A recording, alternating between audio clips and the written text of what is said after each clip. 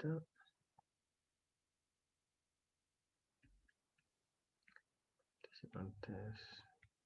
Entonces, lo último que vimos fueron dos elementos relevantes para el corredor de propiedades, ¿verdad? Que son dos contratos, bueno, según la jurisprudencia de la doctrina consensuales, ya que son el contrato de corretaje, ya con el cual amarrabas al vendedor, y por otra parte, la orden de visita, ¿ya? Bueno, le envié los contratos correspondientes y el PowerPoint también. Entonces, siempre tienen que imprimir o entregar esa documentación a las partes pertinentes para que se las firme, ¿ya? Si bien se puede demostrar la existencia de este contrato de otra forma, con correo, con testigo, no es la gracia, ¿ya? No es la gracia porque es el primer acercamiento que uno tiene con el cliente. Entonces, el hecho de que el cliente no te quiera firmar nada ya es un mal augurio para la proyección del negocio. Entonces, después del contrato de corretaje, la orden de visita y también de la publicación del inmueble, pasaríamos a la siguiente etapa, en donde tanto el comprador como vendedor, a través tuyo, negocian el precio, ¿ya? Negocian el precio. Esta aceptación tiene que ser por escrito, puede ser a través de un correo y siempre a través tuyo como corredor de propiedades. Nunca olvidar eso. Entonces se puede hacer una aceptación total o parcial, ¿ya? Se puede negociar el precio de la casa, principalmente el arriendo no tanto, es casi como un contrato de adhesión. Entonces, después de esta etapa, ¿qué creen ustedes que viene? Después de que ya hay un interés positivo en comprar la casa.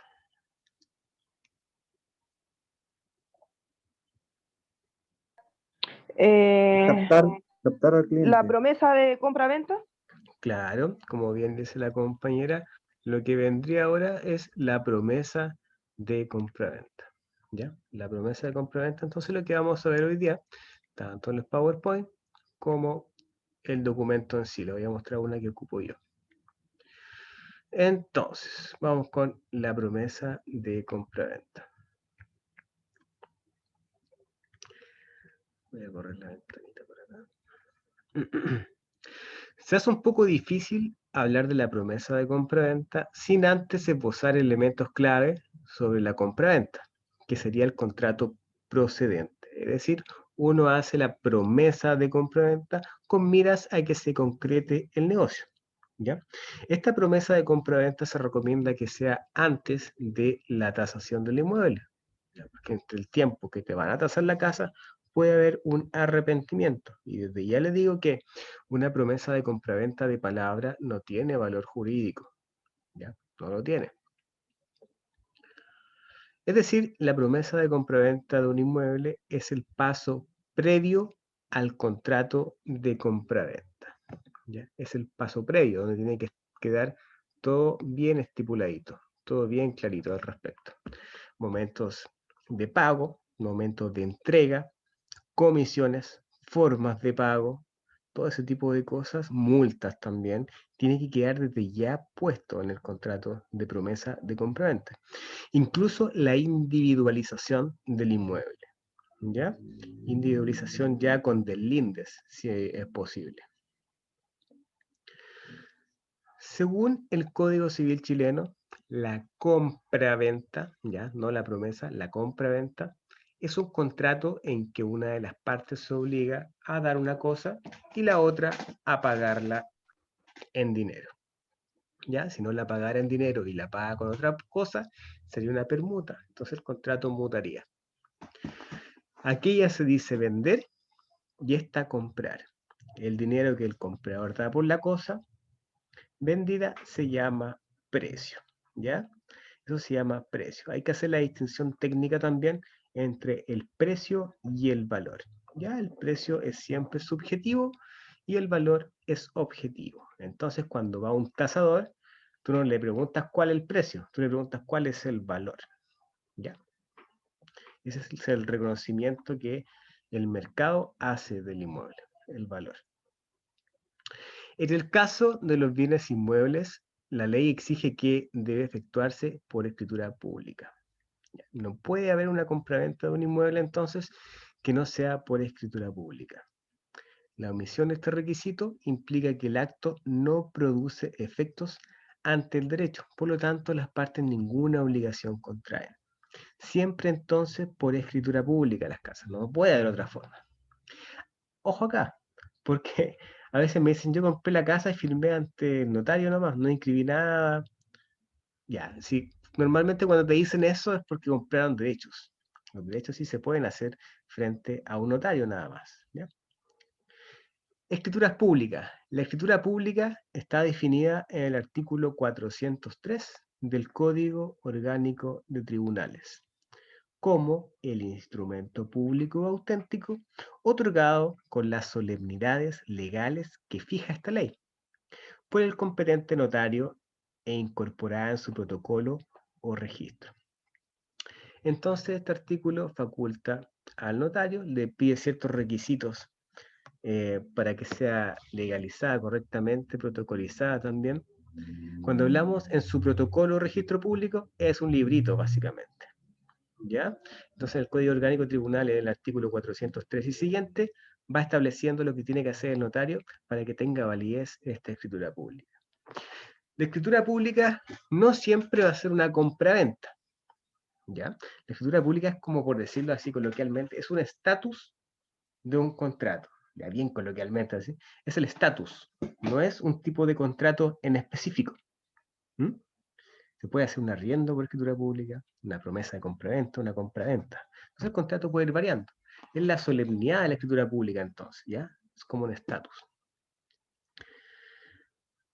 A veces, hilando bien fino, uno dice, me mandaron el borrador de la escritura. En verdad ese no sería el borrador de la escritura, sería el borrador del contrato de compraventa. ¿Ya? Sería el borrador del contrato de compraventa. ¿Cuándo pasa a ser escritura pública? Cuando es legalizada ya por el notario. ¿Ya? Así, si una persona acuerda verbalmente con otra la venta de su casa a un precio determinado, no tendrá la obligación de entregarla mientras no haya otorgado la escritura pública. Entonces, olvídense de hacer una compra-venta de inmueble de palabra. Efectuada la venta por escritura pública, deben cumplirse las obligaciones que nacen del contrato de compraventa. El comprador está obligado a pagar el precio convenido y el vendedor a entregar el inmueble. El comprador no se hace dueño del bien una vez celebrado el contrato. La única manera para que se haga dueño es inscribiendo en el conservador de bienes raíces, que sería la tradición. Es decir, para el caso de los inmuebles, que se tiene que inscribir sí o sí en el conservador de bienes raíces. Cuando tú realizas la firma de la escritura, te van a dar una copia. Tú inscribes en el conservador la original y te quedas ahí con la copia y también te dan un formulario. Eso lo va a ver más adelantito. ¿Ya? Entonces tienes que cumplir ese requisito.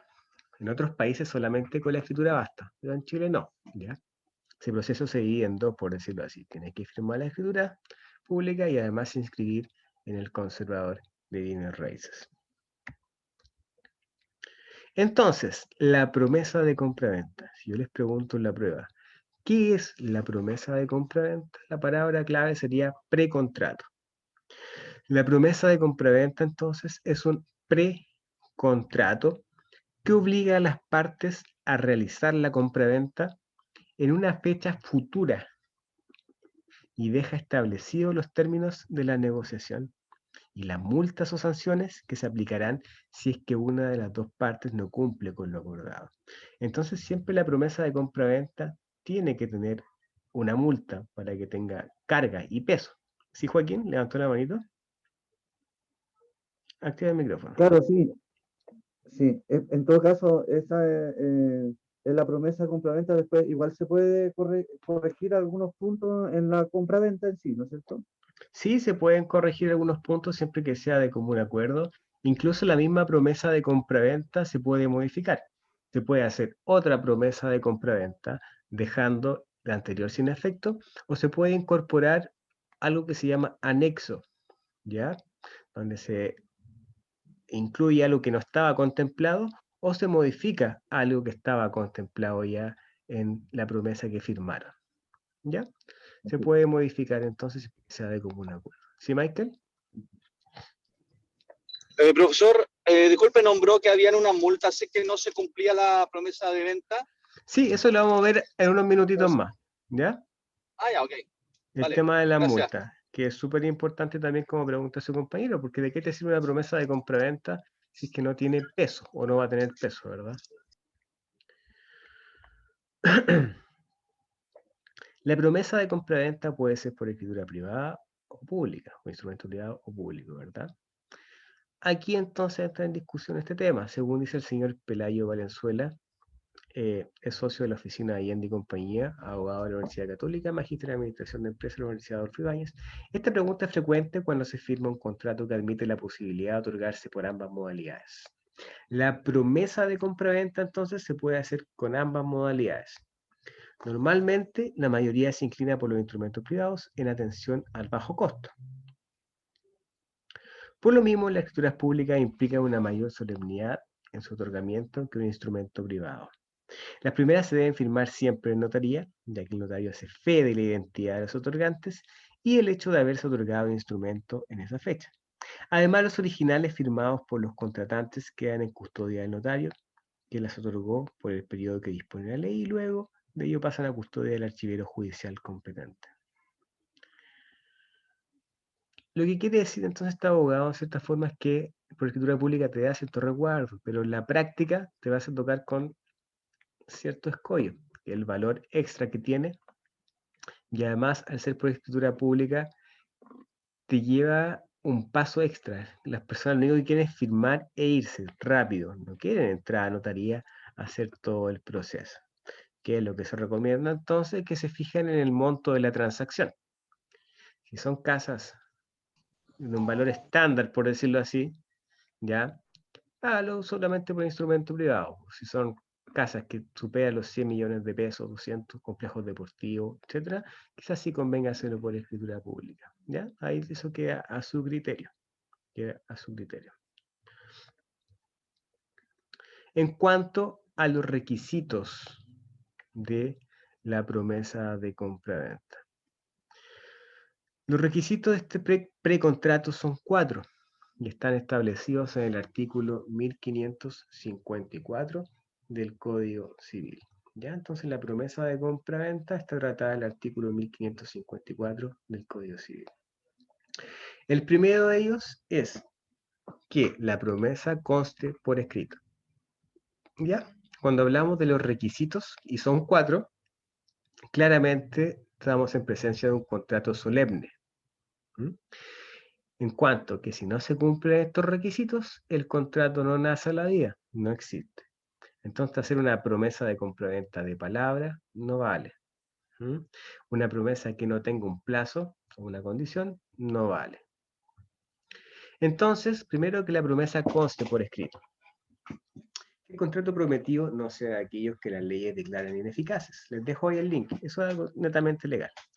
Que la promesa contenga un plazo o condición que fije la época de la celebración del contrato. Tiene que tener una fecha. Yo he visto promesas de compraventa que no tienen posible fecha de celebración. Entonces, pierden total sentido. ¿Cómo vas a tener un contrato al cual no sabes, no tienes certeza de cuándo va a llegar el cumplimiento? Que en ella se especifique de tal manera el contrato prometido que solo falte para que sea perfecta la tradición de la cosa o las solemnidades que las leyes prescriban. ¿Ya? Entonces tiene que ser un contrato escrito que no vulnere ahí la normativa legal de los contratos ineficaces, que contenga un plazo, y que sea lo suficientemente completo para que queden los puntos esenciales zanjados, que sea cuestión de llegar y firmar la compraventa como tal. ¿Ya? Esa es la gracia entonces de la promesa de compraventa. ¿Es obligación legal hacer una promesa de compraventa antes de la compraventa? No, no es obligación legal, ¿ya? No es obligación legal. Lo que sí, quizá algún banco te podría pedir una promesa de compraventa para seguir adelante con el crédito hipotecario. ¿Mm? ¿Cuál es la finalidad entonces? ¿Cuál es el fin? Como les dije, no es obligación realizar una promesa de compraventa cuando se quiere comprar una propiedad, pero se suele realizar porque ayuda a las partes a asegurar de que eventualmente van a realizar la compraventa y que ésta será de forma legal y transparente. Entonces, normalmente siempre se ejecuta. ¿Por qué? Porque beneficia a ambas partes. Beneficia a promitente comprador, promitente vendedor y también al corredor, como vamos a ver. Cuando las partes del contrato van a firmar una promesa de compraventa o firman una promesa, toman el nombre de promitente. ¿Ya? Esa sería la forma de determinarlo, ¿ya? Promitente comprador y promitente comprador y vendedor. ¿Para qué serviría entonces una promesa de compraventa? La promesa de compraventa tiene mucha utilidad, entre estas podemos encontrar. Primero, asegurar el precio y características de la propiedad. No vaya a ser cosa que en esa semanita que te van a tasar la casa, al dueño le hagan otra oferta y te diga, oye, no, sabéis que me hicieron otra oferta 5 millones más cara, así que hasta aquí nomás quedamos, no pasa nada con el negocio. Lo siento, mucho éxito. ¿Ya? O viceversa, no, sabes que me arrepentí. Tu casa está cara, encontré una más barata. ¿Ya? En cuanto a las características de la propiedad, imagínense la casa tenía una piscinita de fibra, ¿ya? De vidrio y enterradita. Y usted la compró con esa característica, con la piscinita enterrada ahí. Y resulta que después la vas a ver de nuevo, oye, ¿la piscina dónde está? No, me la lleva a la parcela que compré. Listo, el tipo te alteró las características. Te alteró las características. Así que mucho ojo ahí también. Uy, los árboles frutales, no los trasplanté porque en la otra casa tengo más patio, pero uy, te la compré con los árboles frutales. Ese tipo de cuestiones entonces tienen que quedar zanjadas y te ayuda a resguardarte la promesa de compraventa. 2. Sacar la propiedad del mercado, o sea, reservar la propiedad. Mucho ojo aquí también. Cuando usted firme una promesa de compraventa, no saque la propiedad de internet, no la baje. ¿Ya? No la baje hasta que se cierre el negocio totalmente. ¿Por qué? Porque si la sigues publicando puedes tener ciertos beneficios. El primero de ellos es usarla como enganche para otras casas. Hoy, ¿sabes que me interesa la casa? ¿Sabes que está con promesa de compra-venta? Pero mira, tengo otra igual. ¿Te interesa? ¿Ya? Como enganche. Segundo, tienes un plan B en caso de compra-venta. Por ejemplo, no, ¿sabes qué? La casa se hizo una promesa de compra-venta, pero si no se llega a concretar, te aviso, tú vas a ser el primero al cual voy a avisar para que me hagas una oferta. ¿Te parece? Listo, entonces tienes un plan B si se te cae la venta que estás gestionando y también te sirve como enganche para otras casas. Entonces no la saques del mercado o no la saques de internet, por decirlo así. Incluso de repente al corredor de propiedades le llegan casas muy caras, que también te sirven como enganche si es que tienes otras casas en el sector. Mira, tengo estas 3 casas. Ya, mira, tú nunca tienes que decir que esta está más cara que el resto, pero sí inconscientemente vas a hacer a las visitas que se percaten de eso. ¿Ya? C. Dar tiempo de verificar que el inmueble y su vendedor cumplan con todos los requisitos para que la venta sea legal, es decir, da tiempo para el estudio de título. Da tiempo para el estudio de título. Da tiempo al comprador para gestionar el préstamo hipotecario. Están directamente vinculados porque el estudio de título, en este caso, al hacerlo un banco, aunque exteriorizado, sería parte también del proceso bancario. Así como la tasación. La tasación también es parte del proceso bancario. ¿Quién debe pedir la promesa de compraventa? La promesa de compraventa suele ser pedida tanto por el comprador como por el vendedor. ¿Por qué? Porque ambos se ven beneficiados. Incluso si ninguno de los dos quisiese hacer una promesa de compraventa, ofrézcala usted. Ya, ofrézcala gratis por último. Les voy a decir por qué en unos minutos más, pero tiene que haber una promesa de compraventa. ¿Por qué? Les adelanto que en la promesa de compraventa también pueden incluir las comisiones. Entonces eso te da un resguardo extra al corredor. ¿Qué documento debo aportar para la promesa de compraventa. Obviamente para la promesa no tienes que pedir tanta documentación como para el estudio de título, pero sí correspondería fotocopia de cédula de identidad, ¿verdad? Certificado de dominio vigente y escritura. ¿Ya? Con eso ya podríamos ya gestionar la promesa de compraventa. Nunca olviden también certificado de no expropiación del servicio, que es gratis. Para una promesa de compraventa no son necesarios tantos documentos como para el estudio de título, entonces de la compraventa, pero igual hay algunos documentos, fotocopia de cédula de identidad, como les dije, dirección, medida, documentos con preaprobación de crédito hipotecario, si es el caso, etc. Puntos esenciales que no te pueden faltar en la promesa de compraventa. Es importante saber qué es lo que debe incluir una promesa, para asegurarse de que todo está en orden y que la compraventa no habrá ni una sorpresa. Para esto te recomiendo especificar el precio de la propiedad y la forma de pago. ¿Ya? El precio, si es con crédito hipotecario, con UF, ¿ya? El UF tiene que estar al valor del día en que se firma la promesa de compraventa. ¿Cómo pueden saber esto fácilmente? Hay una calculadora de UF en internet. Ahí pueden dar ahí justo un esclavo con el valor del UF. La forma de pago, efectivo, se paga con pie y después con crédito hipotecario del banco. También establecer cuándo se entregaría la propiedad. Te la voy a entregar en la firma de escritura, te la voy a entregar cuando esté inscrito en el conservador de bienes raíces, te la voy a entregar cuando el banco me dé el dinero. Sumado a eso, sí, Jenny, dígame. Hola, profe. Hola. No, lo que pasa es que le quería hacer una consulta. Mira, ¿qué pasa si el porcentaje y ¿cómo se llama? El contrato de compra-venta se hace y se paga ahí el porcentaje y después no resulta la venta? ¿Hay que devolver la plata o no? La verdad es que es muy, muy difícil que se firme la escritura de compraventa y que des el pie ahí y que después no la puedes escribir en el conservador, porque tienes que tener en cuenta que cuando se firma la escritura ya se hizo el estudio de título. Ya se hizo el estudio de título, entonces no deberías tener mayores problemas. Ahora, sí hay casos, y me ha pasado una vez también, de que yo he cobrado la comisión en la promesa de compraventa. En la promesa de compraventa, pero se deja una mención.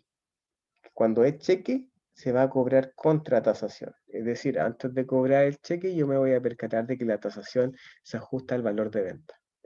¿Ya? Porque también puede ser, me pagó la comisión de la promesa, vamos a la tasación y la tasación salió más baja, lo esperado, se cae la venta. Sí, claro, sería mal visto tú como corredor que te quedes con el dinero, si el negocio no se dio a cabo. ¿Ya? Pero cuando se firma la escritura, no hay mayores contratiempos, como te dije, porque ya se hizo el estudio de título, ya se hizo. Designar a un árbitro en caso de problemas después de firmar. Aquí nuevamente cobra relevancia la Cámara de Comercio de Santiago. Ya, al igual que en el contrato de corretaje, que había un arbitrador, la Cámara de Comercio de Santiago puede jugar nuevamente ese rol. Multas y sanciones por incumplimiento de la promesa de compraventa. Entonces son elementos que no te pueden faltar. Les voy a mencionar también más adelante que hay dos tipos de multas. Una grande por un incumplimiento unipersonal y subjetivo de la promesa de compraventa, y también hay multas pequeñitas, ya sea por atraso en el pago, por atraso en la entrega de documentación, etc. Entonces habían dos tipos de multas. ¿Tiene un plazo la promesa de compraventa? Sí. Para que la promesa de compraventa sea válida, debe incluir el plazo o la duración. De esta manera las partes saben cuándo pueden esperar exigir la firma del contrato de compraventa. Usted me dirá, ya tiene un plazo, ¿y cuál es el plazo? Ese plazo lo determinan las partes. Antiguamente una promesa de compraventa con 90 días estaba listo ya. En la actualidad, no es suficiente con 90 días. ¿Ya? No es suficiente. ¿Hay un plazo legal que te obligue? No, tú lo puedes pactar entre las partes, ¿ya? No hay norma al respecto. Esto podría variar y extenderse según las necesidades de los promitentes contratantes. ¿Qué viene primero? ¿La promesa o el crédito hipotecario? La regla general es que primero se gestiona una preaprobación del crédito hipotecario en el banco y con este documento se hace la oferta sobre la propiedad y se firma la promesa de compraventa. Una vez que la promesa esté firmada y se haya realizado el estudio de títulos, se debe pedir la aprobación del crédito hipotecario al banco. Es por esto que la mayoría de las personas primero obtienen la preaprobación del crédito y después comienzan la búsqueda de la propiedad que quieren comprar. ¿Ya? Entonces esa sería la forma correcta de hacerlo. ¿Es necesario un abogado para realizar una promesa de compraventa? Si bien no es obligación dirigirse cada vez a un abogado para hacer una promesa, podrías hacerlo tú mismo como corredor. La recomendación es que lo hagas con uno, o al menos te asesore una vez para que tengas un modelo de promesa de compraventa, de que así te aseguras que el contrato cuidará tus intereses a la hora de comprar o de vender o de ser corredor de propiedades. ¿Ya? Entonces tengan mucho ojo cuando descargan documentación de internet, por ejemplo, o te lo redacta una persona que no sabe, porque se le puede ir algunos elementos relevantes. Sobre todo pasa mucho con los contratos de arrendamiento. Tú te metías a internet y está lleno de contratos de arrendamiento. ¿Ya? Y se te puede ir alguna cláusula importante. Si el departamento o casa que quiero comprar es usado, ¿igual necesito una promesa de compraventa? Sí. De hecho, si la propiedad que estás buscando comprar es usada, tienes más razón para realizar una promesa de compraventa, puesto que necesitarás más tiempo para poder realizar el estudio de título necesario por ser una propiedad que ha tenido otro dueño. Entonces hay que ver la cadena de dominio, por decirlo así. De esta forma deja la propiedad reservada mientras se completan los papeleos siguientes. Diferencia entre la promesa y la escritura de compraventa. Bueno, una es un paso previo a la otra. Por lo general, los pasos para comprar una propiedad son los siguientes. Los pasos que vamos a mencionar a continuación no son los que ve el corredor de propiedades. Los pasos que vamos a mencionar a continuación son los pasos que ve el cliente cuando está comprando una propiedad. Y es también importante que lo conozcan. ¿Por qué? Porque el cliente te los va a preguntar. ¿Y ahora qué viene? ¿Y ahora qué viene? ¿Y ahora qué viene? Tú ya vas a saber lo que viene desde tu punto de vista como corredor, pero también debes saber qué viene para él como cliente comprador. ¿Mm? Primero, conseguir la aprobación del crédito hipotecario. ¿Ya? ¿Sí? ¿Quieren levantar la manito? ¿Jenny?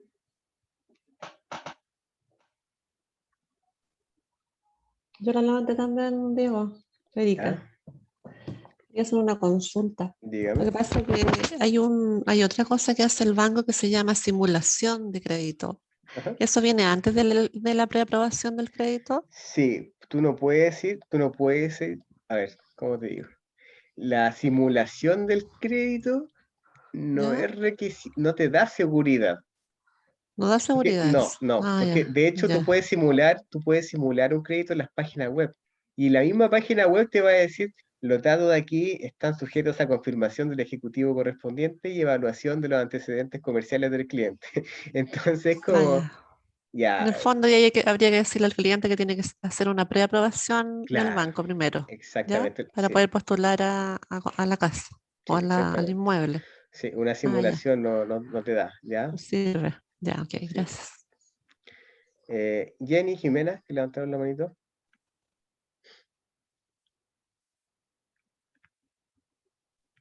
Hola, Hola, quería, no sé si quiero comentar, porque me cuéntame. está dando vuelta, estoy un poco confundida con una situación. Tengo Ujú.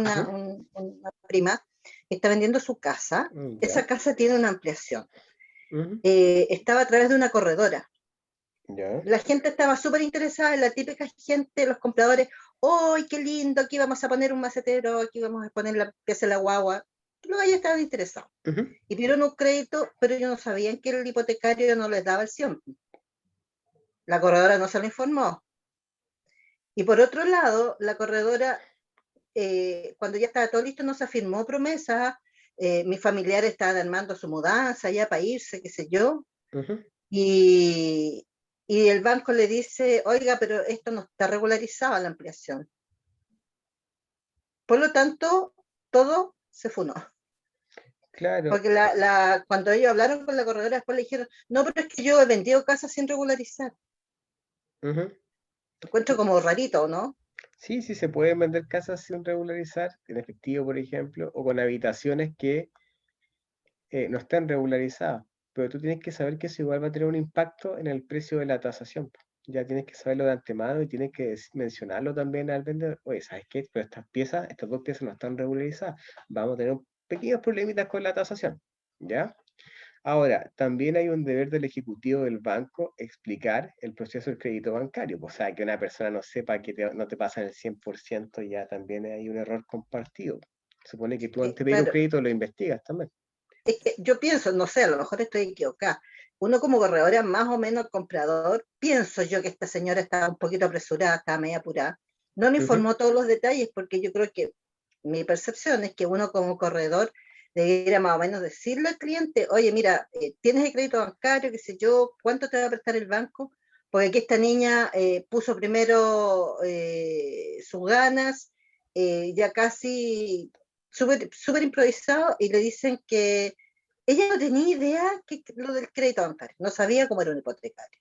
Claro. Entonces creo que ahí, pienso yo que la corredora como que no la orientó mucho. Sí, lo que pasa es que hay personas que no hacen cursos, no investigan por su cuenta tampoco, y se tiran a la vida. Y claro, Sí, se hace a una persona que le capta la casa y una persona que quiere comprar. Y van claro, pues aprendiendo ahí ahora, en el camino. Pero es ¿qué una mala ocurrió? Que forma de hacerla. ahora se perdió el negocio porque se perdió, los compradores están entrampados con el tema del hipotecario.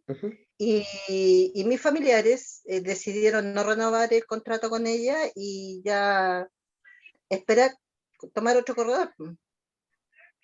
Claro, así es. Lo primero que tiene que hacer el corredor de propiedades es explicar. Como les dije anteriormente, es un valor añadido que tú tienes. Hay corredores que incluso van con un tríptico. Mire, señora María, este es el proceso de venta, ¿ya? Los valores de su casa es más o menos este. Su casa no está regularizada, parece, podemos tener problemas al momento de la tasación. Todo ese tipo de cosas tiene que preverle al corredor, ¿ya? Tiene que Claro. preverle. Porque además que llevaron dos tasadores, ¿te fijas? De la misma empresa que hace tasaciones, y los dos tasadores dieron valores diferentes. Entonces ahí se empezó a confundir un poco el tema. Pero bueno, eso era mi comentario. A veces cuando tú llevas un tasador bancario y tú puedes pedir una retasación, ¿ya? Ahora, si la tasación está bien hecha, te va a arrojar el mismo valor que la anterior, ¿ya? Ariela. Hola, profesor. Hola. Mire, tengo una consulta respecto de eso. ¿Qué pasa, por ejemplo, cuando uno le informa al banco o el cliente de repente sugiere, yo sé que es una mala política, pero las inmobiliarias generalmente lo utilizan mucho, que es aumentar el valor de la propiedad para que el banco le otorgue el mismo porcentaje?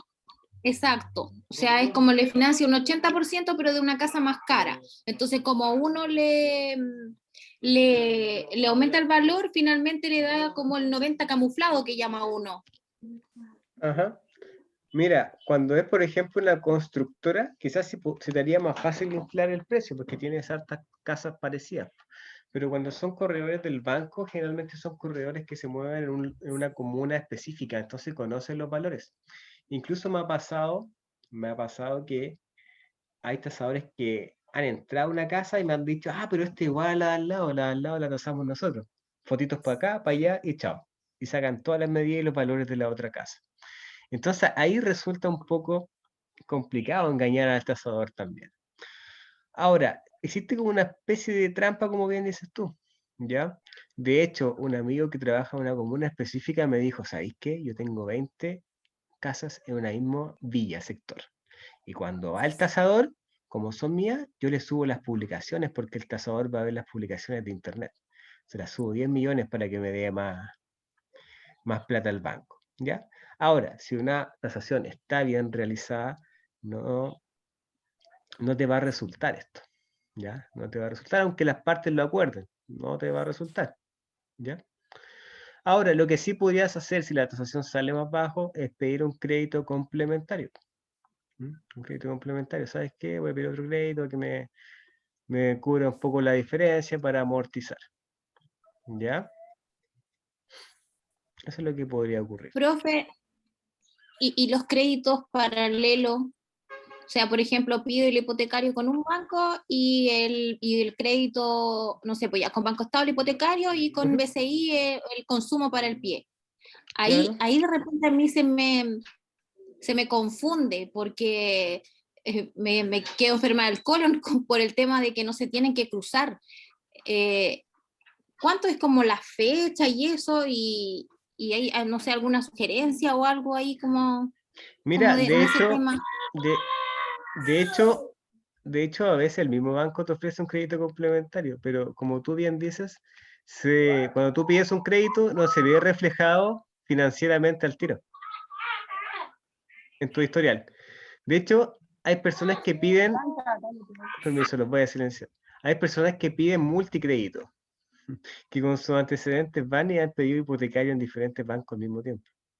Eso bordea un poquito también la legalidad, ¿ya? Pero sí hay casos, porque como te dije, no se ve reflejado inmediatamente en el sistema bancario tu crédito, ¿ya?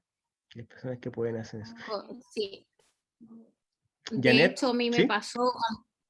Dígame. Perdón, profe. No, dígame. Es que cuando recién empecé, yo no sabía. Y claro, Ajá. y el cliente como que me guió y él sí, efectivamente, estaba comprando 3 casas en el mismo condominio. Ujú. Y claro, y con 3 bancos distintos del crédito. El problema está que como yo me atrasé en una escritura, a él le resultó con 2 y la otra se le cayó porque ya le había aparecido la deuda. Y claro, él se molestó mucho Exactamente. porque fue 1000. Así es. Efectivamente, eso se llama multicrédito y es también un arma de doble filo. Es un arma de doble filo porque cuando tú eres inversionista, arriesgas con eso.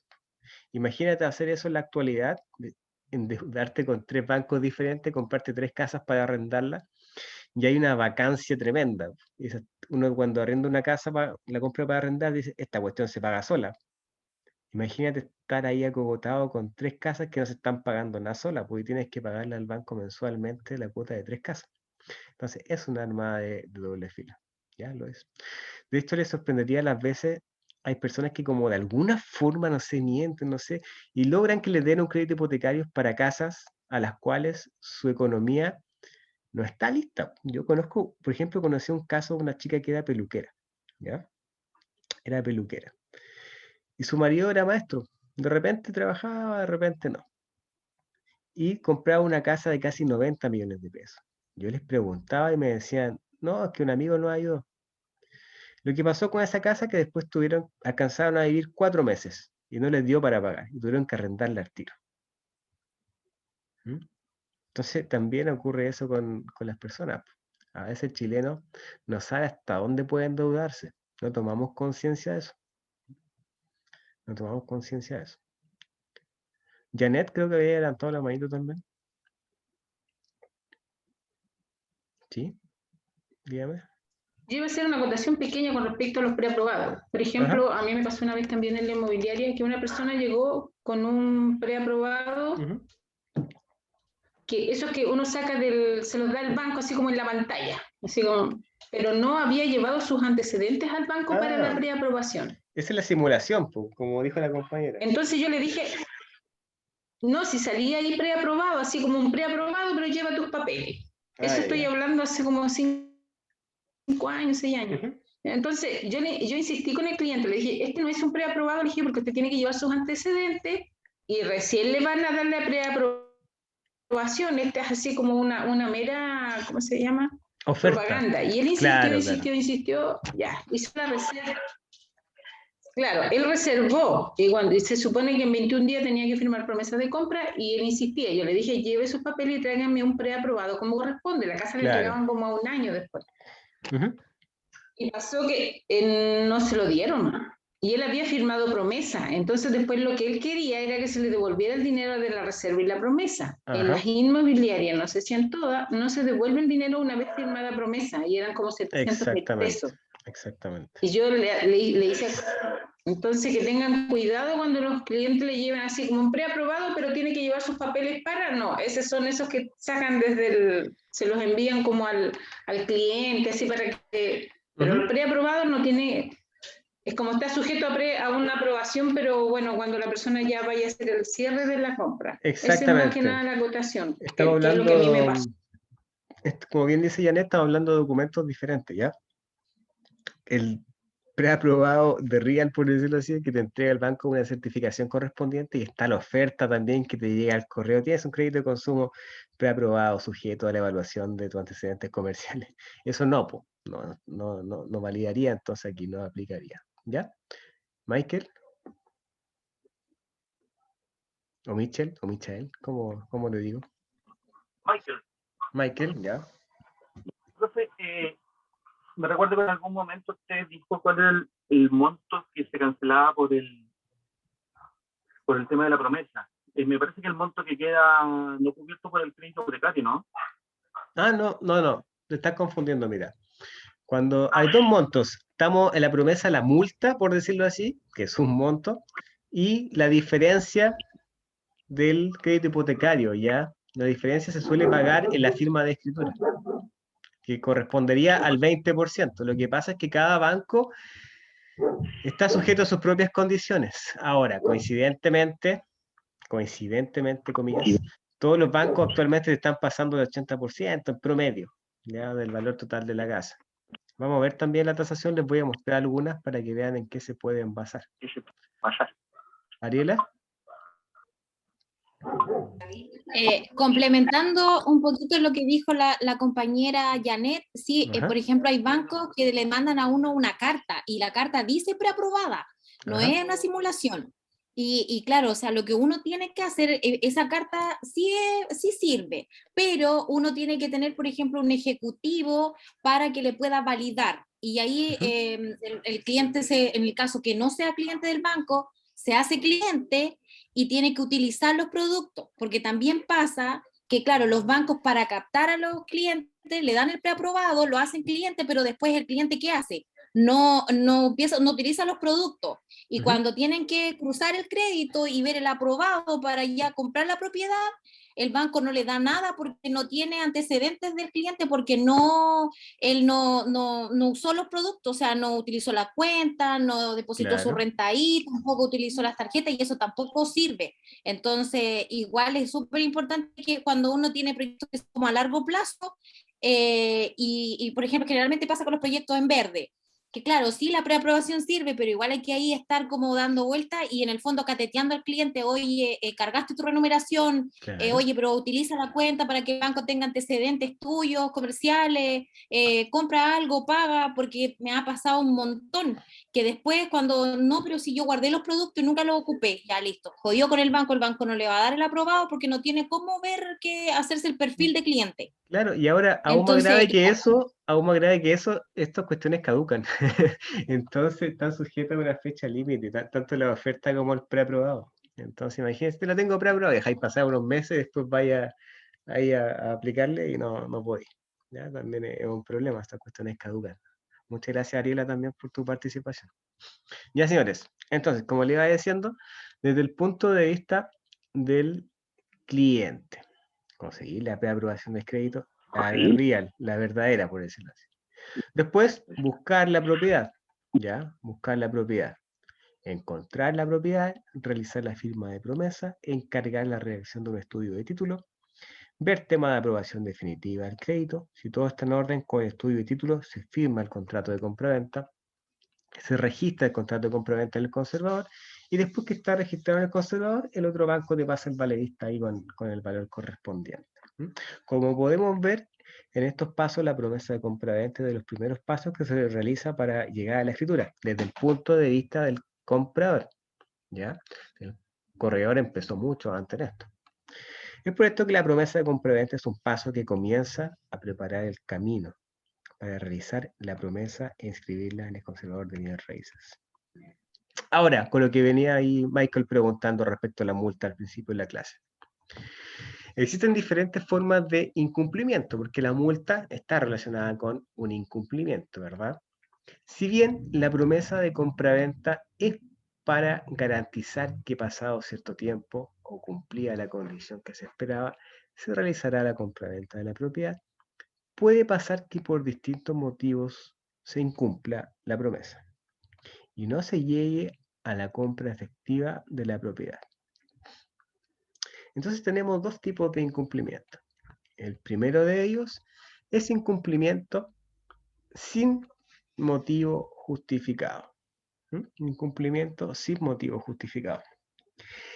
El incumplimiento de la promesa de compraventa puede tener justificación o no tenerla.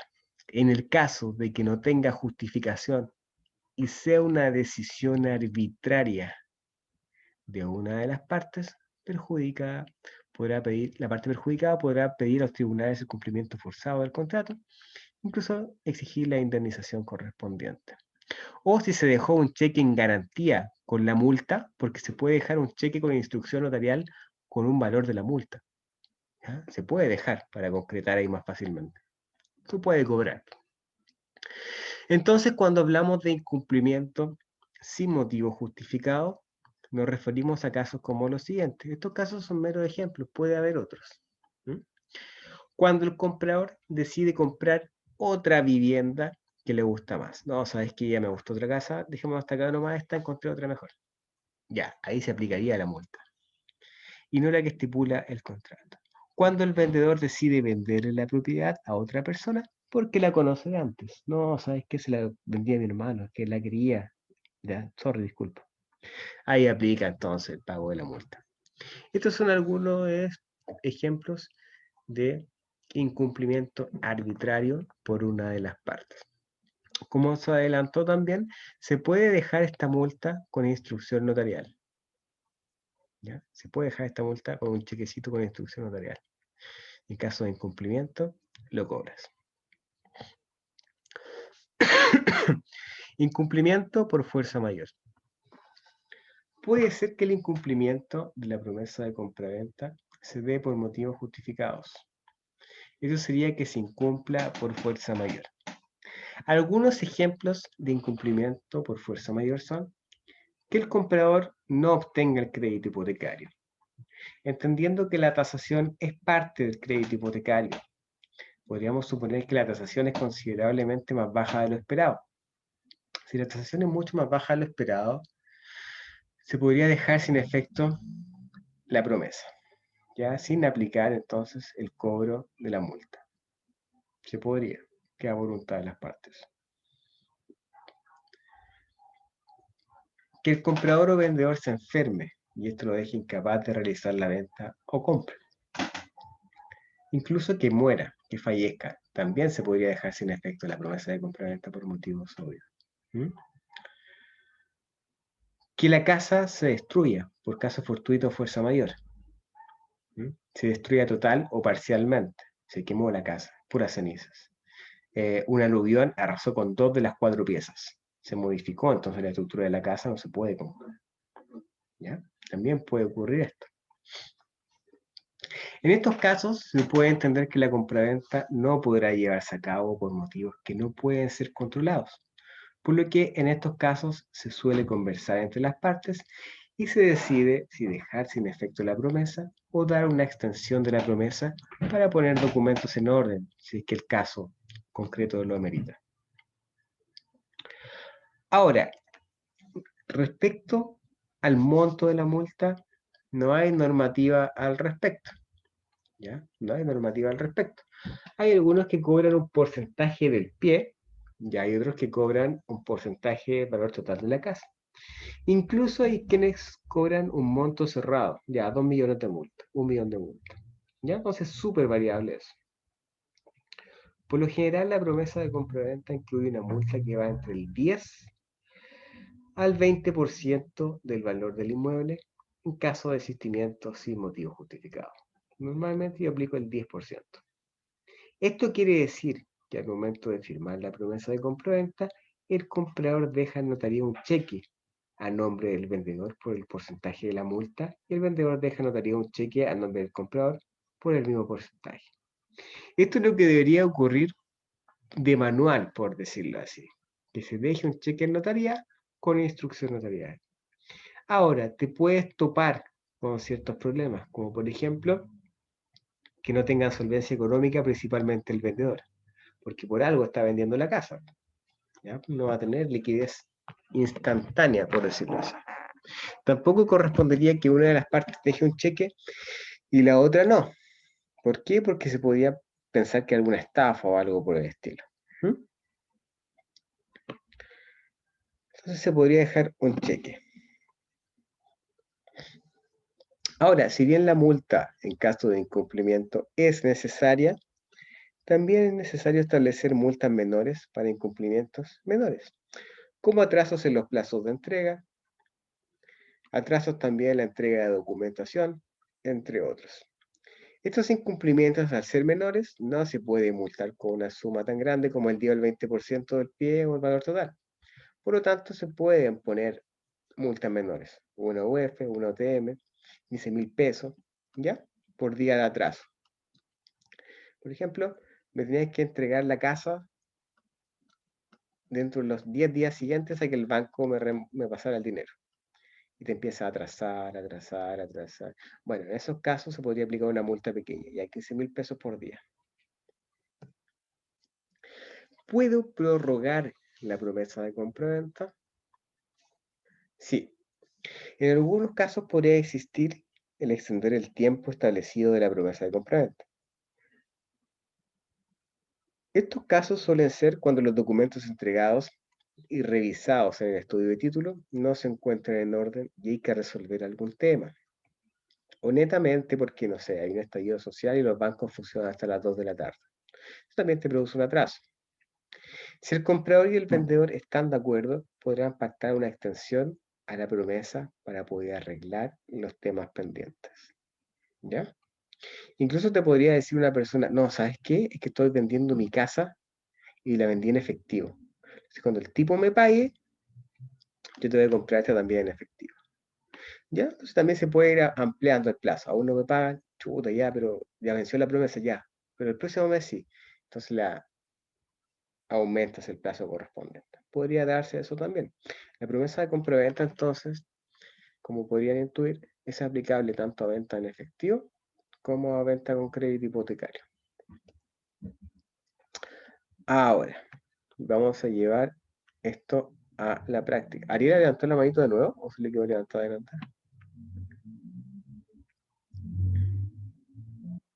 Ya. Entonces, miren, esto es la famosa promesa de compraventa. ¿Ya? Ahí pueden poner su loguito, folio, ya de individualización, promesa de compraventa. Karen Edith Vega Flores y Eduardo Alexander Campuzano Ramírez. Es decir, en el caso concreto, estamos hablando de dos personas que son copropietarios. Aneli Susana Díaz y Salazar y profesionales inmobiliarios.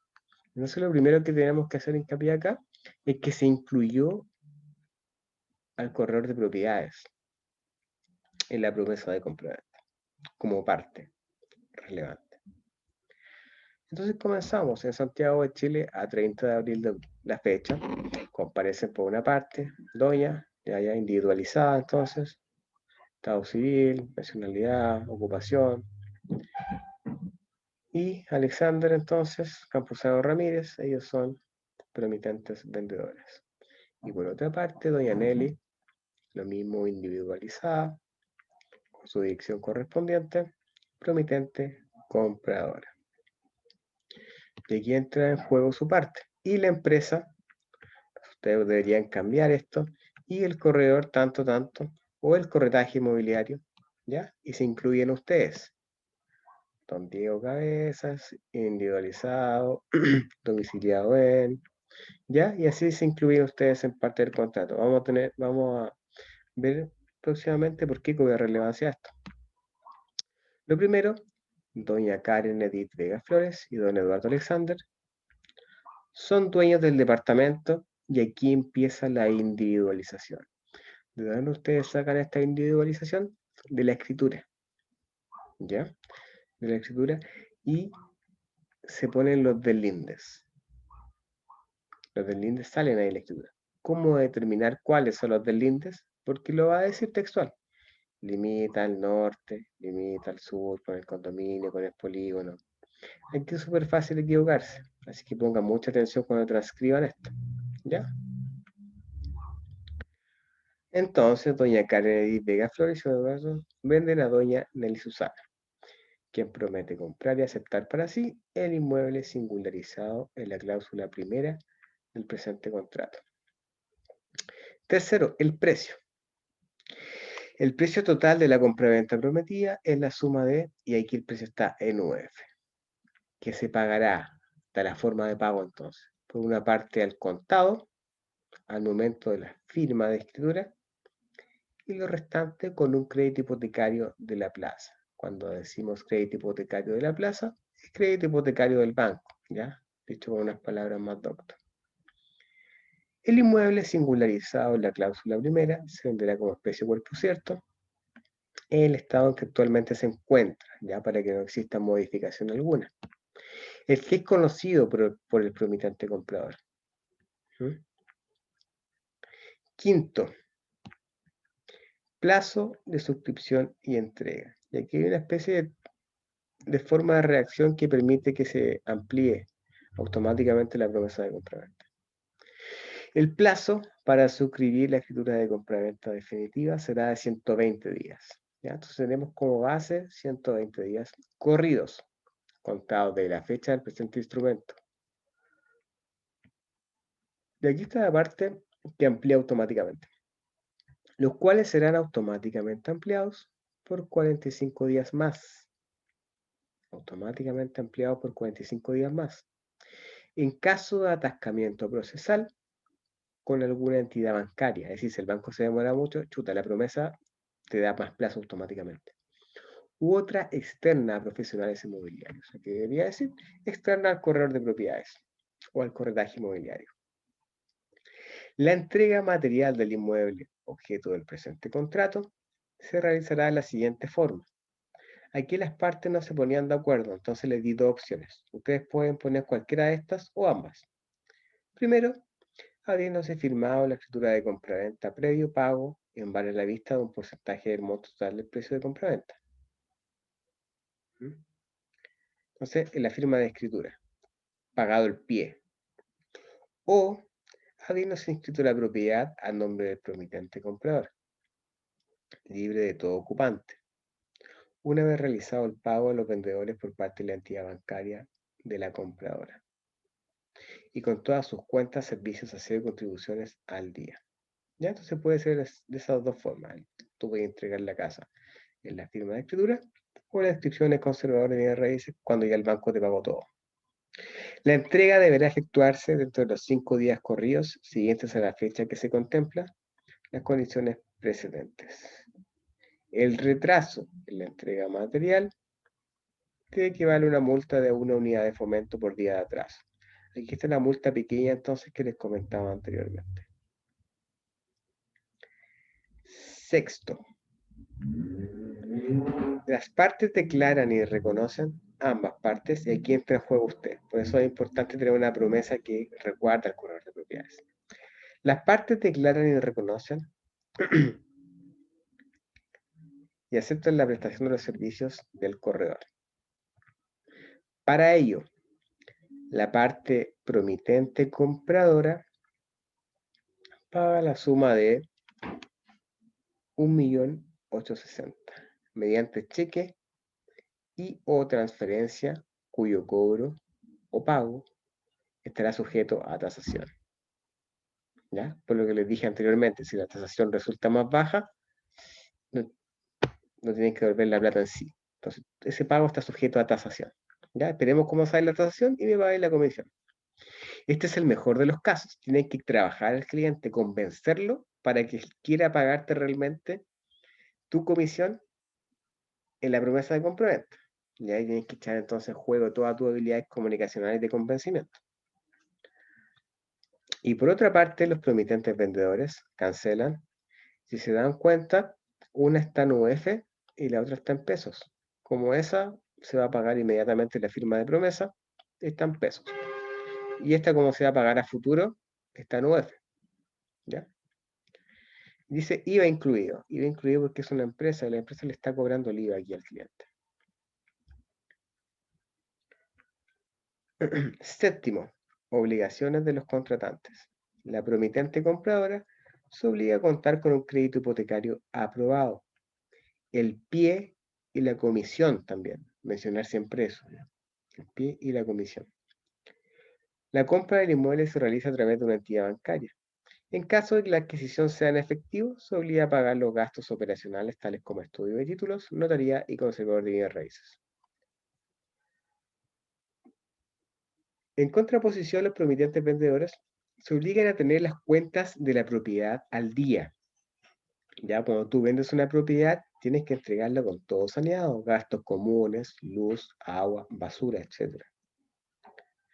Se obliga también a transparentar toda situación legal y familiar que pudiese desencadenar alguna carga o vicio del inmueble.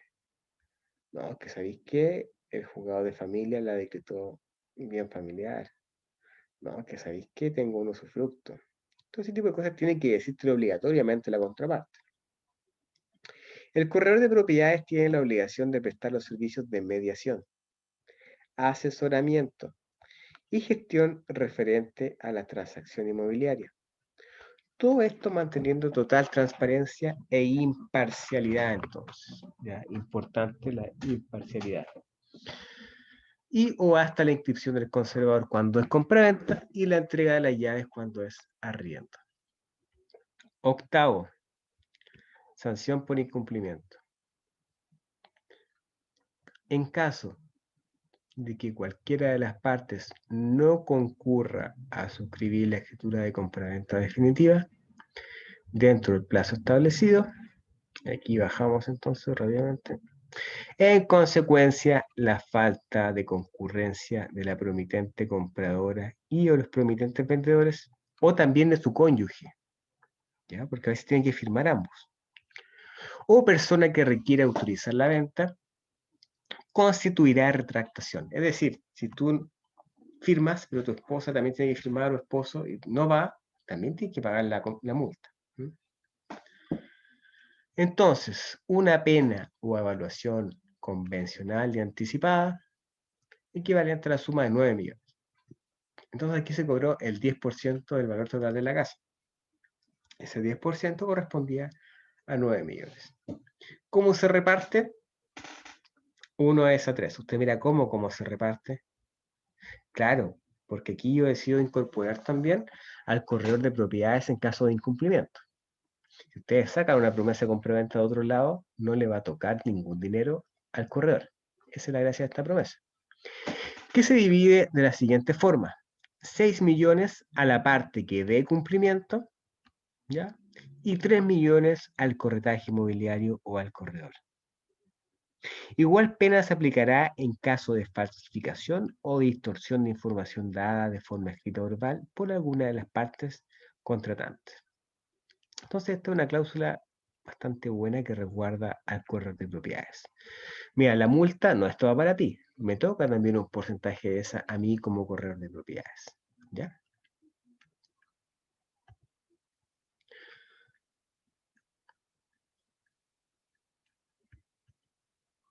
Noveno, documentos. El corretaje inmobiliario entregará a las promitentes compradoras y institución bancaria de la compradora la documentación pertinente que acredite en dominio hasta completar los últimos 10 años, gastos, los derechos notariales, gastos de inscripción y eventuales impuestos que ocasionen del presente contrato, como de la compraventa definitiva, serán de cargo exclusivo de la promitente compradora. Controversias, aquí está la cláusula de arbitraje. Cualquier dificultad que pudiera surgir entre las partes en relación a la interpretación, validez, cumplimiento, nulidad, resolución o cualquier otra circunstancia relativa al presente contrato será conocida y resuelta por la Cámara de Comercio de Santiago. Como es una empresa, se aplica la personería. Y por último está la firma de todas las partes y también la firma del corredor de propiedades. ¿Ya?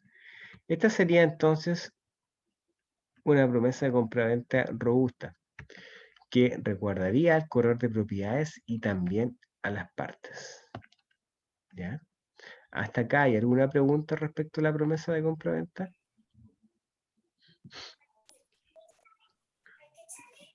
Yo Sí, tengo una dígame. cortita. Dígame. Uno tiene que estar, como corredor, uno tiene que estar inscrito en el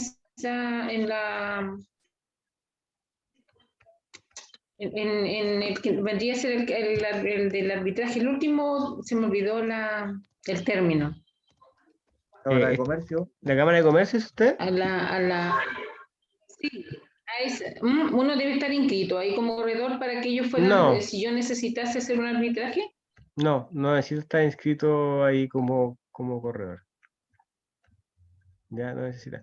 Incluso, Ya, gracias. incluso usted podría modificar esa cláusula y podría poner perfectamente a un tercero imparcial. En caso de controversia se decreta al corredor tanto que es conocido por ambas partes y forma parte de su confianza, o al abogado tanto, o al maestro tanto, o al juez tanto. Se puede ser una persona que sea imparcial también, o al notario tanto. ¿Ya? Básicamente eso sería, más que nada para solucionar la cuestión rápidamente y no se judicialice. Ese es el punto, que no se judicialice. ¿Alguien más por ahí?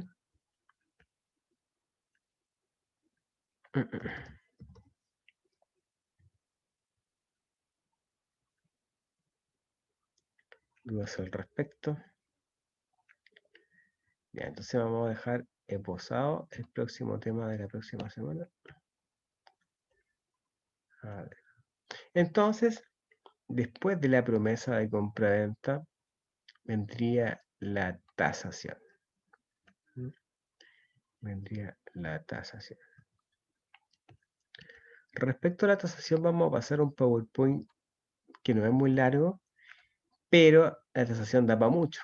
Entonces les voy a mandar un apunte que hice especialmente para ustedes. Ya lo vamos a ver rápidamente en la próxima clase si alcanzamos.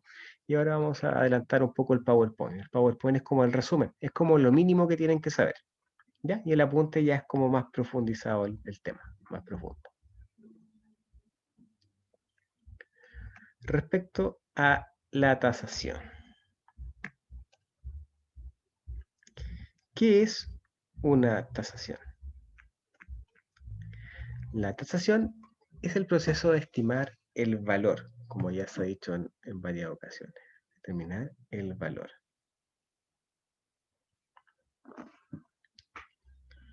Si bien el corredor de propiedades no necesariamente realizará una tasación de forma oficial, ya que esta es tarea del tasador inmobiliario, es importante tener conocimientos de la terminología más usada en tasaciones. Al igual que el PowerPoint número 2 que ahondaba sobre el tema jurídico, también es importante que el corredor sepa de tema de tasación. Sumado a eso, pese a que no hace una tasación, debe poder al menos estimar el valor aproximado de un inmueble, para así sacarlo a un buen precio de salida al mercado y no tener problemas a futuro. Al igual que otras actividades, en tasaciones se emplean diferentes terminologías que son comunes a la interpretación de quienes analizan los informes de valores. Es por esta razón que se hace necesario indicarlas.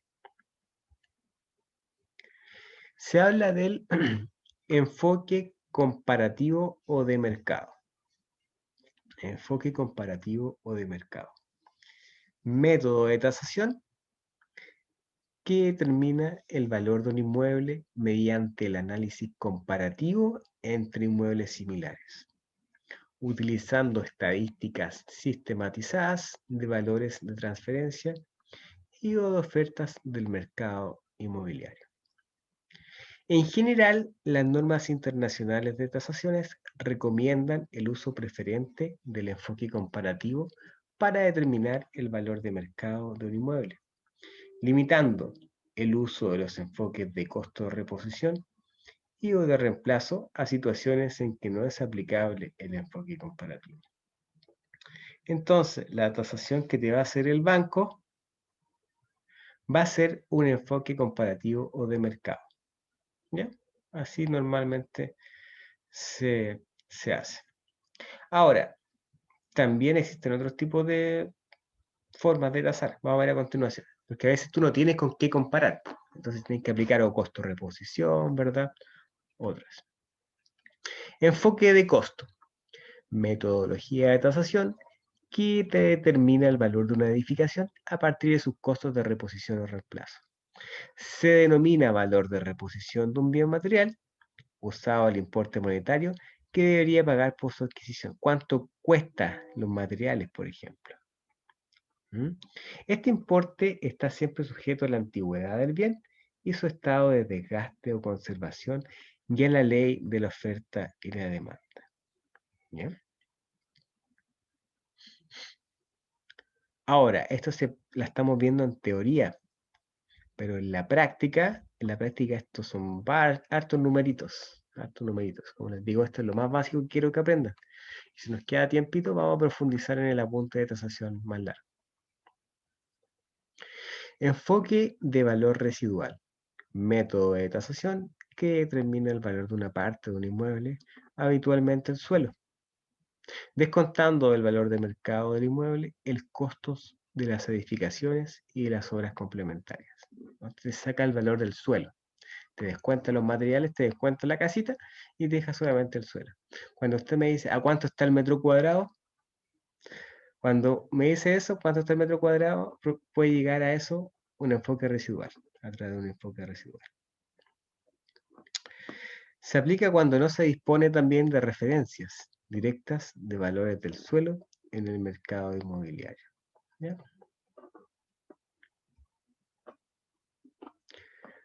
Valorización del inmueble. El avalúo de un inmueble está regulado por normas aplicables a la finalidad para la cual se efectuó dicha tasación, llegándose generalmente a resultados diferentes en una misma propiedad, según sean sus objetivos. El mejor ejemplo de esto es que el avalúo comercial no coincide con el de servicio impuesto interno, que sería el avalúo fiscal. Y las dos son tasaciones, pero apuntan a determinar un valor distinto. ¿Ya? Por lo tanto, hay diferentes formas de tasación. ¿Hasta acá hay alguna duda al respecto?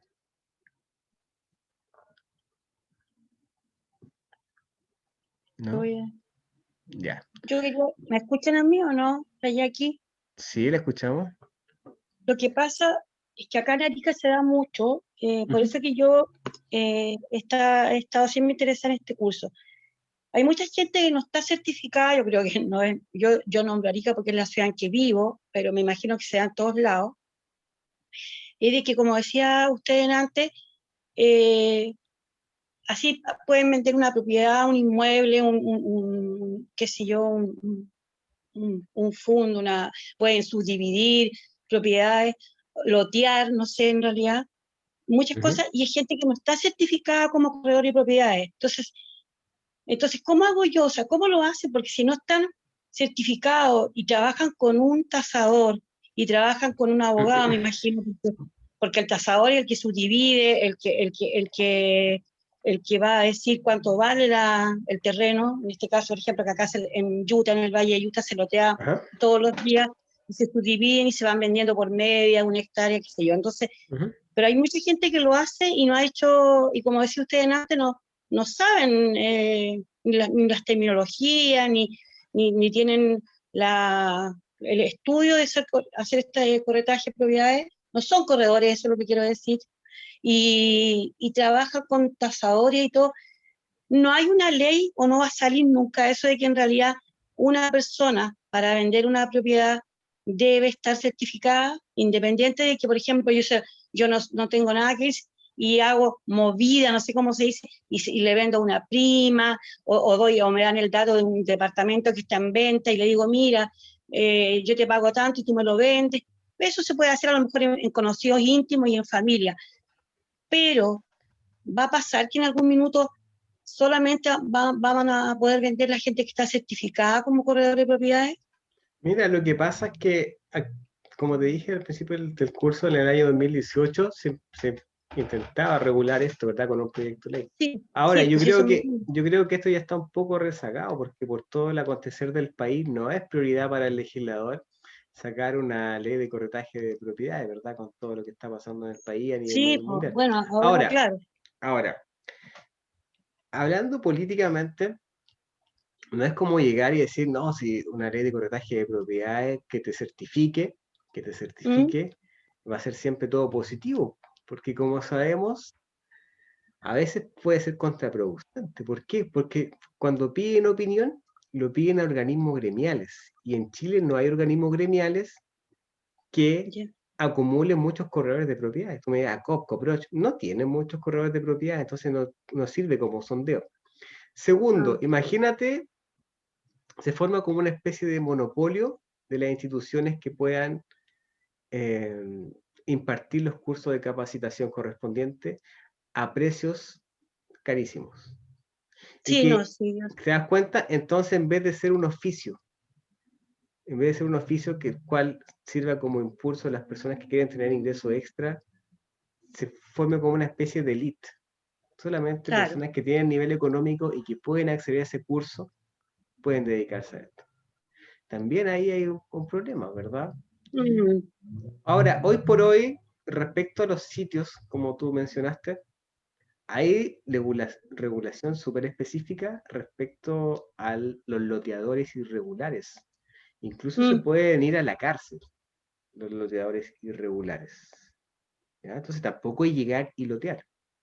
¿No? Acá se da mucho, acá se da eso mucho en los valles de Yuti y Azapa, entonces por eso yo, o sea, uno no puede denotar a nada ni hablar de nadie, pero yo lo veo acá con gente que digo, digo, yo de repente me encuentro y me digo, hoy no, estoy loteando en Utah y sabes que vendí 5 parcelas, media hectárea, la subieron media hectárea y me gané tanta plata y uno queda pro porque dice, chuta, yo lo que sabía que no tenía ningún curso del... Sí, mira, frente, incluso puede ser he eso. conocido corredores que empiezan a vender loteos brujos y no saben lo que están vendiendo. No saben que están vendiendo loteos brujos porque no tienen el conocimiento específico del tema. Y ellos juran, no, yo vendo Mira, parcelas. es del... Sí, Entonces, pues entonces. ahí también vamos con el tema, ¿verdad? Joaquín, ¿había levantado la manito? Sí. Dígame. Sí, claro.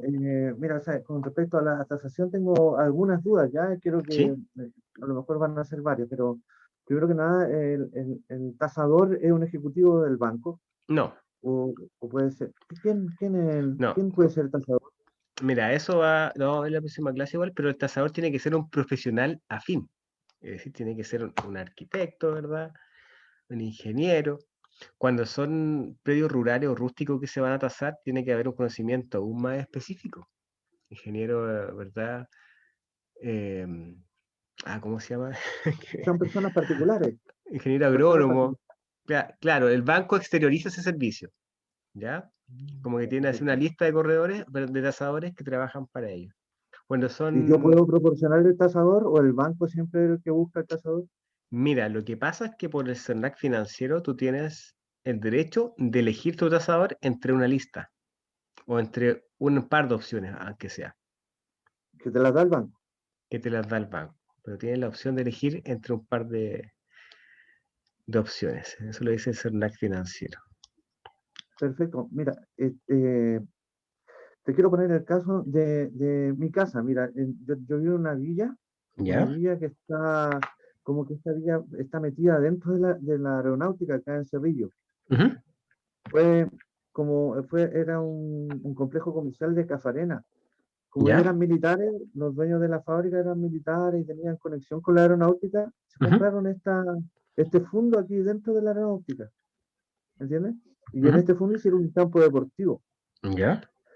Resulta que en el campo deportivo hicieron como una casa como el Arca de Noé, imagínate, por el largo de la cancha de fútbol. Y ¿Ya? que hicieron 22 casas de 2 pisos ahí. ¿Ya?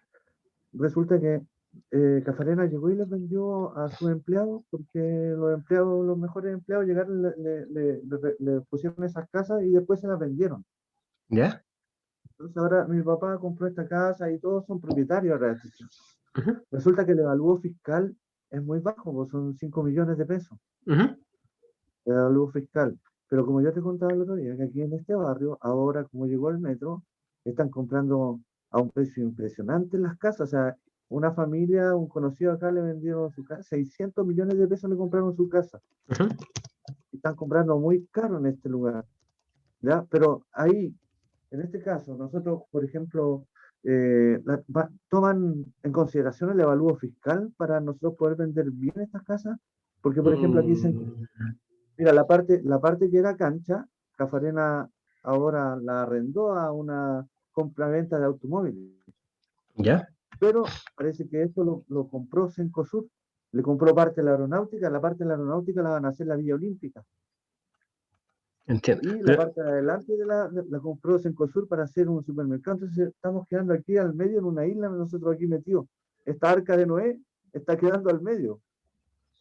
Entonces, lo que yo creo que tengo que averiguar si es expropiable o no esta.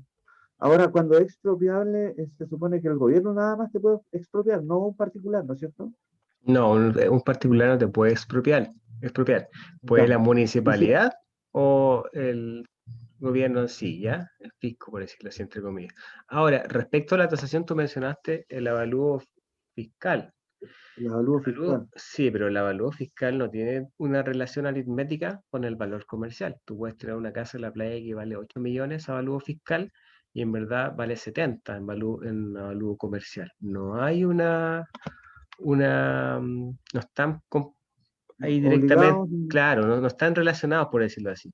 ¿Ya? ¿Por qué? Porque apuntan a fines diferentes. Apuntan a fines diferentes. Ah, muy bien. Y también tiene que evalúan todo lo que es el sector o cómo se está vendiendo también en los alrededores también. Eso me pude Claro, entender un poco con sí. la. Mira, yo les voy a mostrar una tasación cuando terminemos el PowerPoint correspondiente y en todo lo que se fija el tasador. Incluso sacan fotitos del perímetro, hasta fotos de Google Earth, Google Maps también sacan.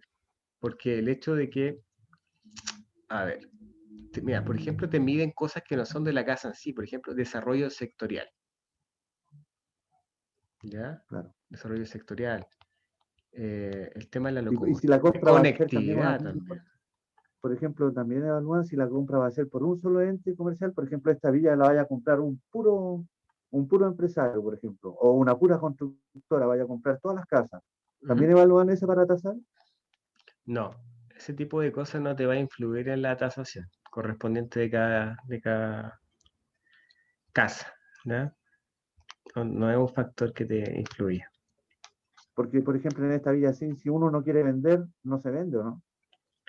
Por lo que tú me estás comentando, que son varias casas dentro de un recinto cerrado, lo más probable es que sean copropietarios. Entonces, para saber cuál es la forma de vender del inmueble, habría que ver el reglamento de copropiedad que maneja. ¿Ya? Porque quizás hay un reglamento de copropiedad que dice, solo pueden vivir ahí empleados o desempleados de tal parte. Entonces ahí también tendría una limitación correspondiente. ¿ya? Pero Pero no, habría yo que le digo ver a la el... escritura, no, está individualizada, la casa está totalmente a nombre de mi papá, no hay ni un copropietario de razón. No, entonces no tendrías problema.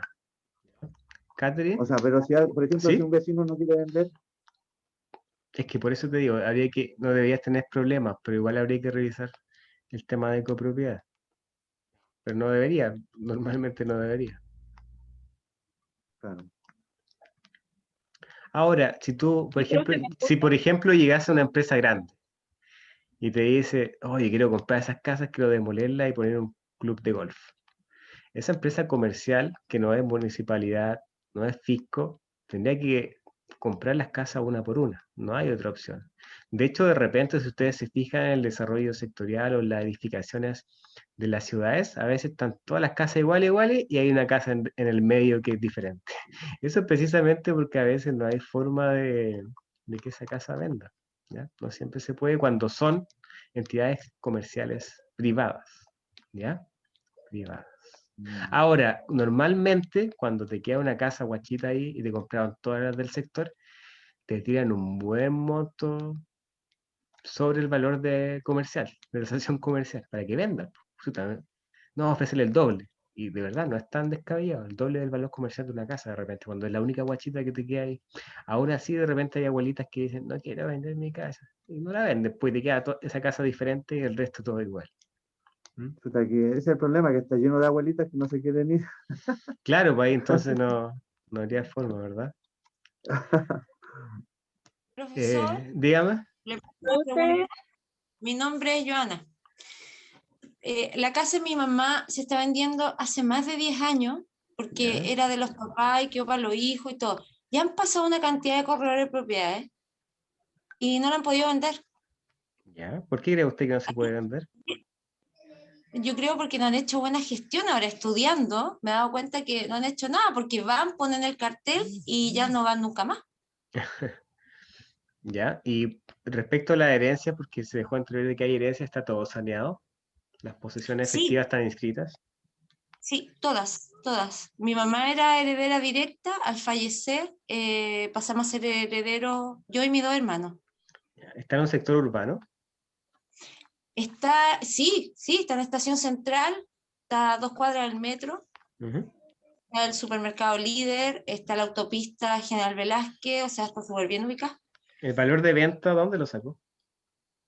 No, yo no lo he sacado. Ellos estaban vendiendo, creo que en 200 algo, y lo bajaron ahora. Ya. Porque yo no vivo en Santiago, yo vivo en Villarrica. Entonces mi hermano que vive en Santiago, a él le comunican las cosas y él tiene que ver la casa y todo. Claro, ahí habría que analizar el punto a punto de la gestión. Quizás solamente han tenido mala suerte con los corredores, ¿verdad? Bueno, para eso está haciendo el curso, quizás usted puede ayudar ahí en la gestión comercial, ¿verdad? Claro, porque mi papá...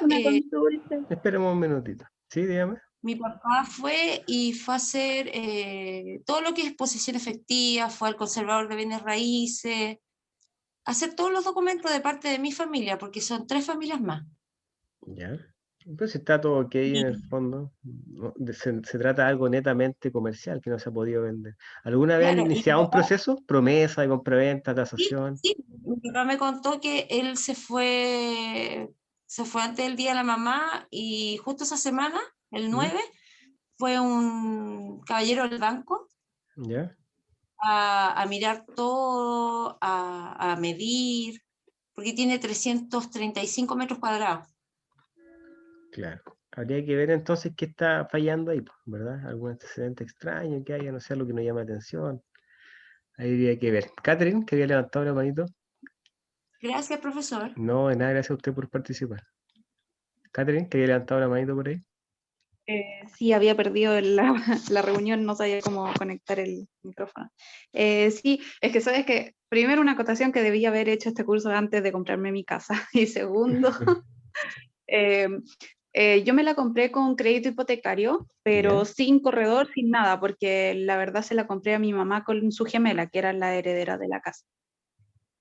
Y, y sabes que vino el tasador. Primero no me dieron a elegir nada, solamente vino un señor X, un día me llamó por teléfono y me dijo, estoy llegando a su casa y no sé qué, o sea, llegando a la casa y X. Y tasó la casa, pero ¿sabes qué? Yo nunca pude conseguir como el plano de la casa. ¿Ya?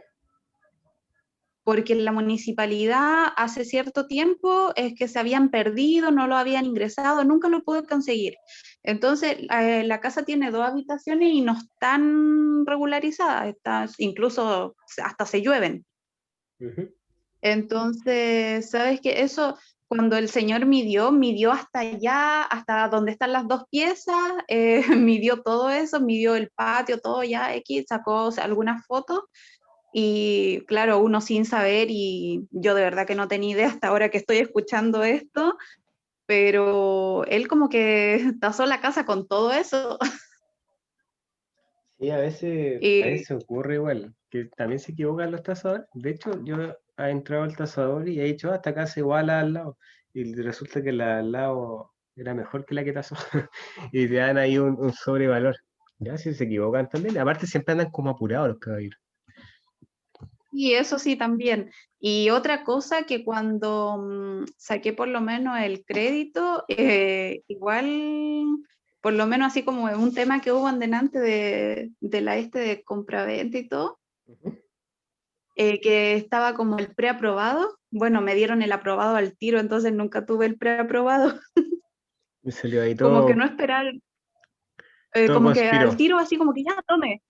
Y justo fue porque me la compré hace un año, entonces fue Ujú. como la onda pandemia, y yo digo, a lo mejor fue eso, me querían meter como luego nomás.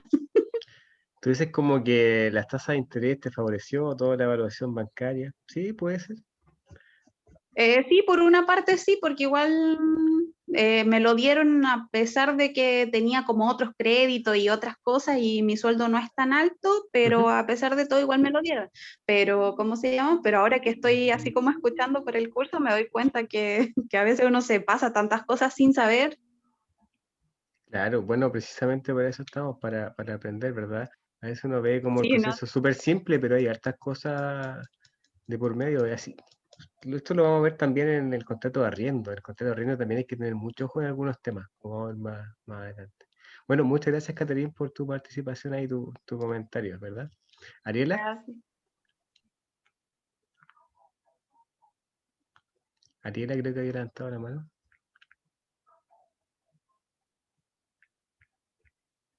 Se desconectó, creo.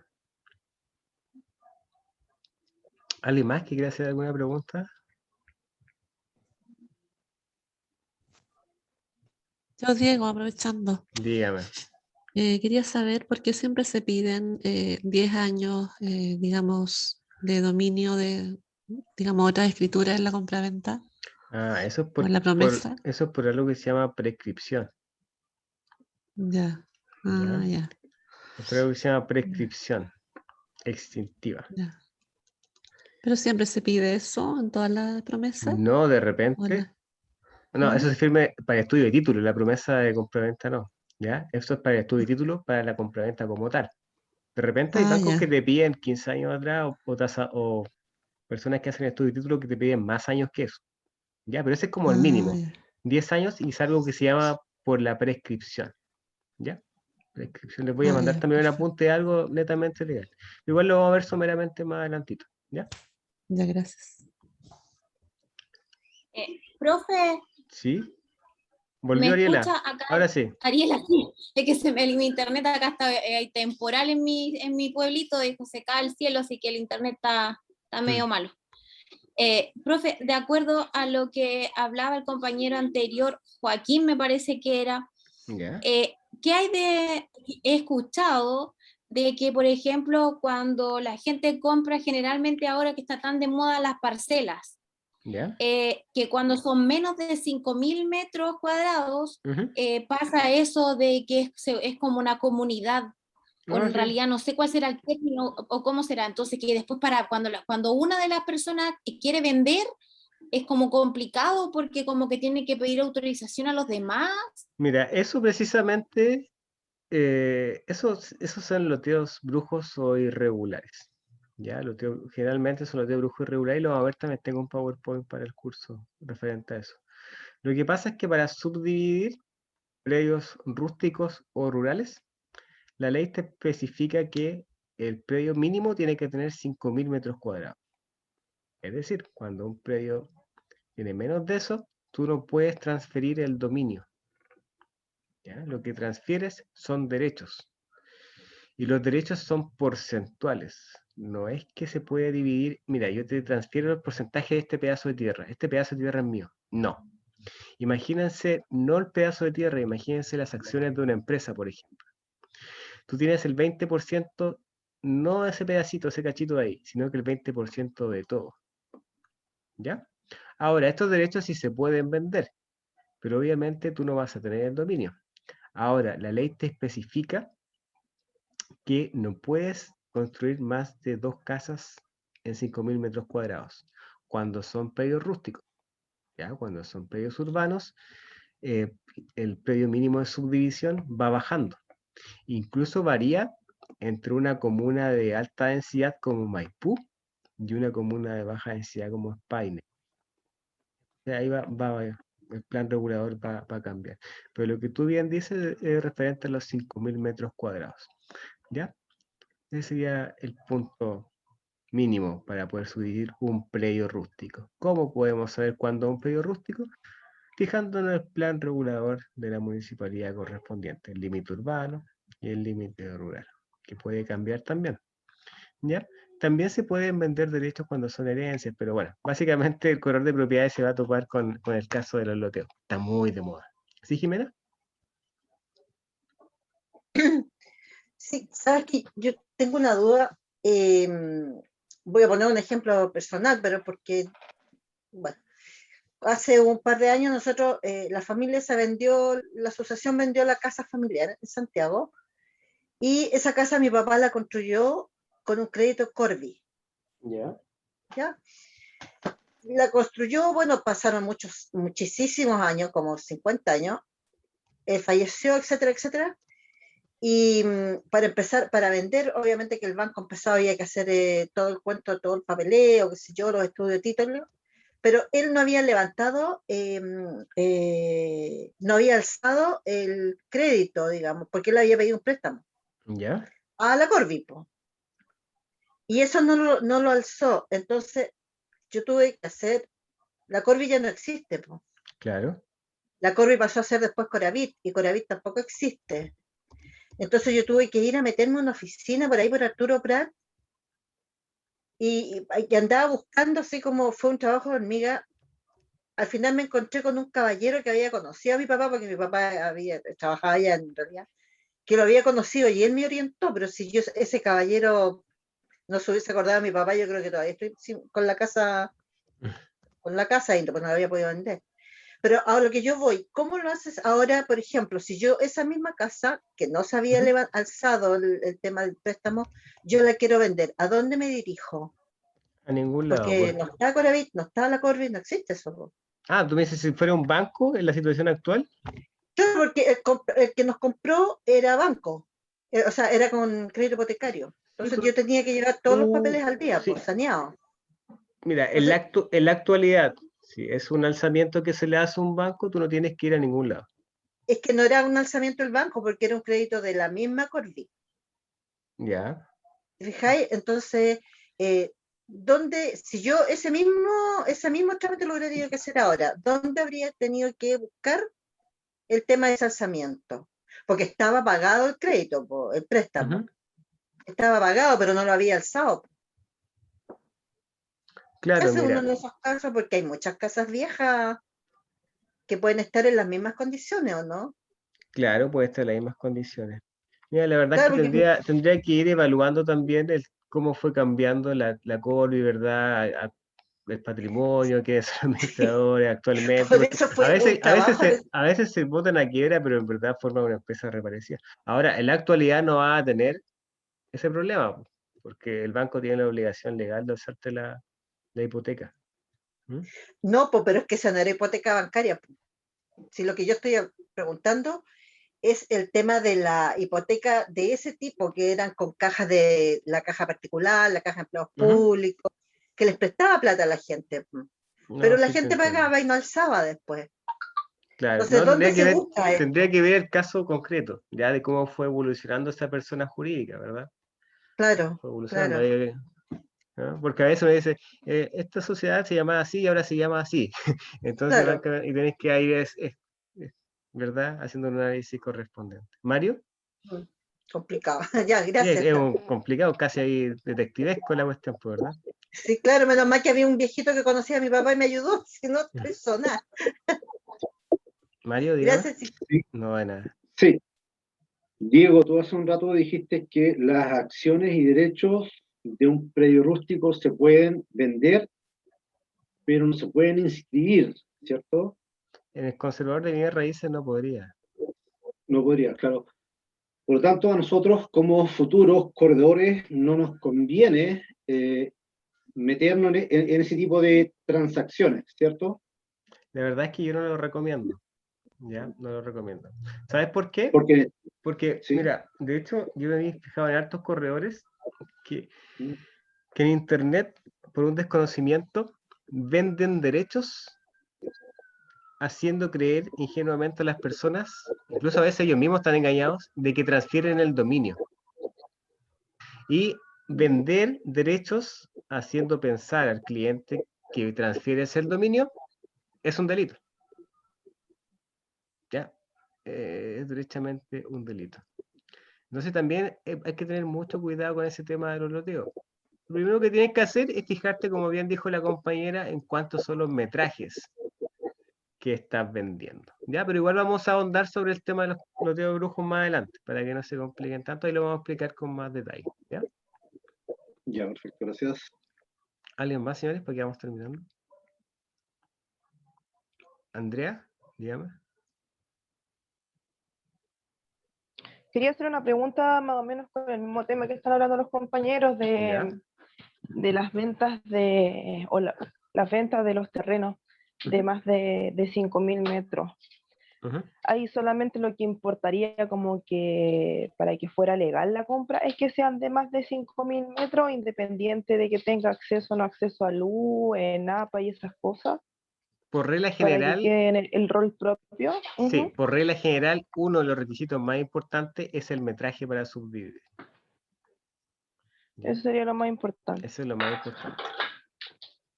Y por un terreno, por lo que estaba comentando, de 5.000 metros, uno podría construir máximo 2 casas. Así es. No más que eso. Y ese terreno, una vez que uno lo tenga inscrito, regularizado y todo eso, ¿se puede subdividir? No, porque el plan ¿Pasado regulador... algún tiempo? No, al menos que te cambies plan regulador, que pase, por ejemplo, del límite rural a urbano. Ya ahí podrías quizás subdividirlo en predios más pequeños. Ahora, por regla general, si no hay una vinculación familiar, por decirlo así, no podrías. No podrías subdividirlo, solamente estarías vendiendo derechos. ¿Y si hubiera vinculación familiar ahí sí? Sí, pero también es una excepción. Y ahí se aplicaría una ley. Ahí se aplicaría una ley, que es la ley 19.807, que también se conoce como ley Zapata. ¿Ya? Pero por regla general, no podrías. Ya, por regla general no podrías. Súper. Ya, señores, vamos a dejar la clase hasta acá. No se preocupen, vamos a hablar sobre el loteo brujo. De hecho, no estaba previsto en el programa del curso, pero hace un rato ya lo llevo impartiendo el tema de los loteos porque es un tema súper interesante y está muy de moda. Ya están loteando en todos lados. Así que para que tengan ahí un conocimiento básico.